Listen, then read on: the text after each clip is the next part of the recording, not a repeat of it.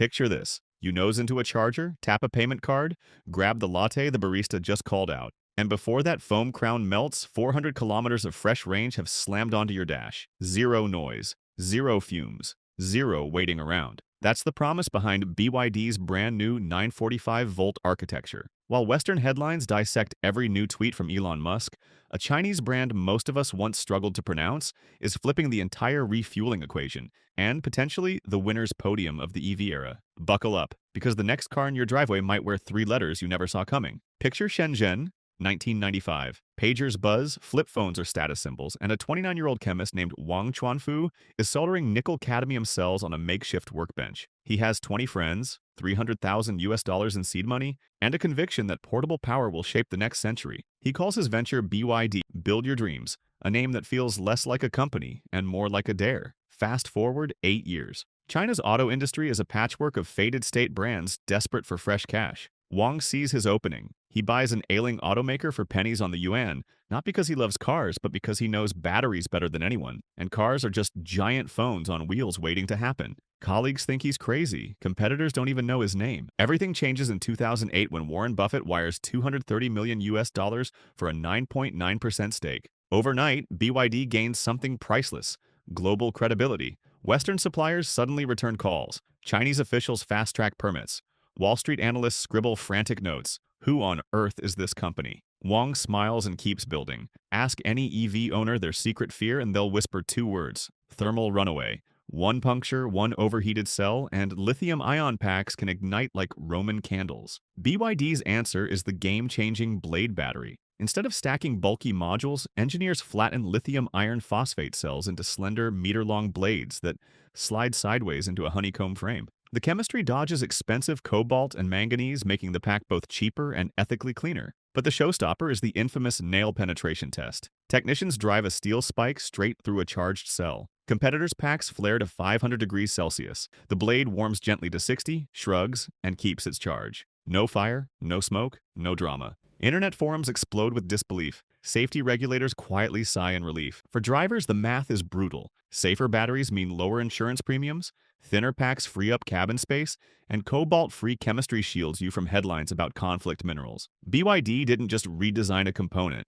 It made battery safety a selling point flashy enough for a billboard. Great inventions become boring only when somebody doubles their performance overnight. Enter BYD's 945-volt, 10C charging architecture, electrical plumbing that slashes internal resistance and pumps electrons at waterfall speeds. Translating the jargon, plug the Han L into a compatible dual-gun charger, and the gauge jumps from 16% to 80% in 10 minutes, even if the thermometer reads minus 30 degrees Celsius. Why is that wild? Because conventional 400-volt platforms choke long before those speeds, and even Porsche's vaunted 800-volt Taycan can't claim the Han L's cold weather stamina. What used to be range anxiety on winter road trips is now a glorified coffee break. Charge times stop being dinner table grievances and become flexes. How fast can your car chug? Every gasoline vehicle on Earth suddenly feels sluggish and sticky by comparison. Song plus DMI.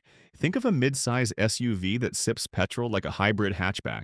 Under its hood hums the Xiaoyun 1.5-liter engine, fine-tuned to a record-setting 43% thermal efficiency. On a drained pack, it burns just 6 liters per 100 kilometers. Most days, urban commuters never touch the tank at all. Han L Super Sedan. A prowling 4-door that pummels 0 to 100 in 2.6 seconds, flashes 1,111 combined horsepower, and cocoons passengers in a cabin lined with bamboo-inspired weave and crystal-cut switches. It's part luxury lounge, part ballistic missile. Tang L 7-seater. For parents who want track day bragging rights, the Tang L hauls kids, kayaks, and full-size e-bikes while dusting most sports cars at the stoplight. Launch control in a people carrier? Apparently that's a thing now. Yangwang U8 floating SUV. Here's where the line between stunt and salvation blurs. When floodwaters smack coastal cities, the U8 lifts its suspension 150 millimeters, seals cabin vents, and, yes, floats for 30 minutes. Meanwhile, 4 in-wheel motors spin opposite directions, letting the 3.5-ton beast pirouette like a ballet dancer to dodge debris. SUV memes may never recover. Individually, each vehicle is a headline. Collectively, they read like a manifesto that the future of mobility should be thrilling, not compromising. Most automakers juggle 100 suppliers. BYD tallies far fewer because it is the supplier. Cells, modules, power electronics. even silicon carbide wafers. They're built under one roof. Scrap cathode powder travels by conveyor belt, not cargo ship. Robots stamp battery trays at breakfast and weld door panels by dinner on the same line. This factory city model slashes volatile price swings. When lithium carbonate spiked in 2022, BYD cushioned the blow by refining its own spodumene feedstock. While European rivals laid off factory shifts, Wang quietly hoarded margin, then passed enough savings to dealers to keep showroom stickers disturbingly low. Result? In 2024, BYD sold 4.27 million fully electric vehicles, eclipsing Tesla's 1.79 million, despite shipping virtually none to the United States. Wall Street stopped calling BYD a Chinese Tesla and started calling Tesla an American BYD wannabe. Legacy brands broke into cold sweats. YD buses silently glide through London, Amsterdam, Oslo, and Bogota, saving transit agencies on maintenance while slashing diesel fumes. In Thailand, a brand new plant cranks out right-hand drive Auto 3s for Southeast Asia. Brazil greenlit a billion-dollar factory before pausing construction amid a visa scandal that found 163 Chinese welders sleeping in bare-bone dorms. Europe launched an anti-subsidy probe in plain English.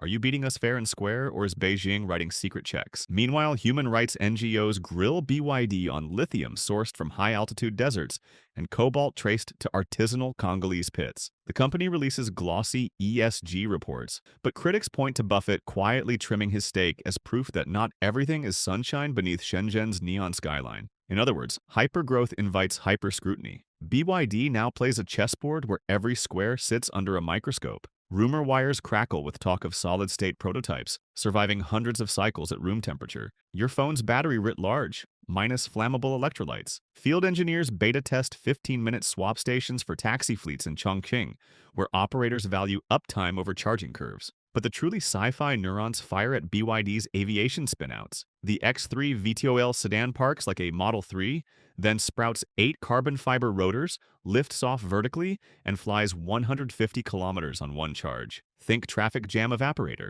There's also a partnership with Lazarus on jet turbine motorbikes straight out of cyberpunk manga. 10 minutes of airborne adrenaline for those who equate sanity with boredom. Are these showroom ready? Number. Are they press release vapor? Also number. They're early sketches of a mobility future so audacious it makes today's self-driving headlines look quaint. A 1,000-volt battery doesn't care about geopolitics, but customs officers sure do. If tariff walls rise faster than charger networks, BYD's price edge crumbles overseas. If supply chain audits reveal labor abuses, ethically minded consumers could run back to pricier rivals. And if solid-state startups in California or Sakai crack energy density first, Blade glory fades to memory. Then there's the culture clash. BYD's breakneck Shenzhen speed thrives on overnight pivots.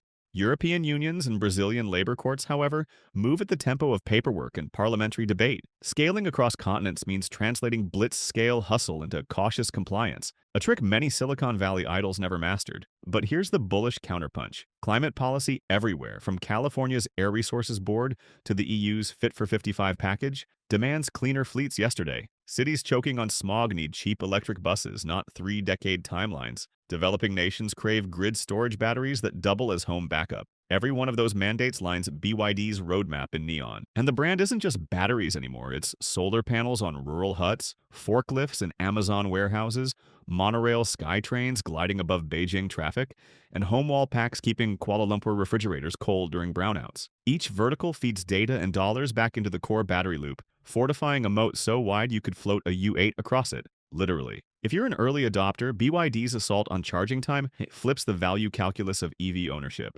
Suddenly, a long road trip feels like a coffee stop every 3 hours, not an anxiety spreadsheet. If you're a gearhead, 1,111 horsepower sedans threaten to make V12 nostalgia the stuff of black and white documentaries. If you're an investor, ignoring a firm that outsold Tesla while barely touching North America feels reckless. And if you're a policymaker, better start drafting frameworks for cars that double as riverboats. Tech revolutions don't roll in politely. They roar, stumble, and bulldoze the status quo in equal measure. BYD's story has elements of Ford's assembly line, Sony's transistor gamble, and Apple's vertical ecosystem, all compressed into 3 decades and accelerated by a planet clamoring for cleaner transport. So ask yourself, is BYD carving the future? Or is the future simply using BYD as its carving knife? Will 5-minute charging become the universal expectation, making today's 8-hour plug-ins feel medieval? Will floating SUVs and VTOL sedans rewrite disaster response and urban commuting faster than regulators can scribble safety codes? Or will trade wars, raw material bottlenecks,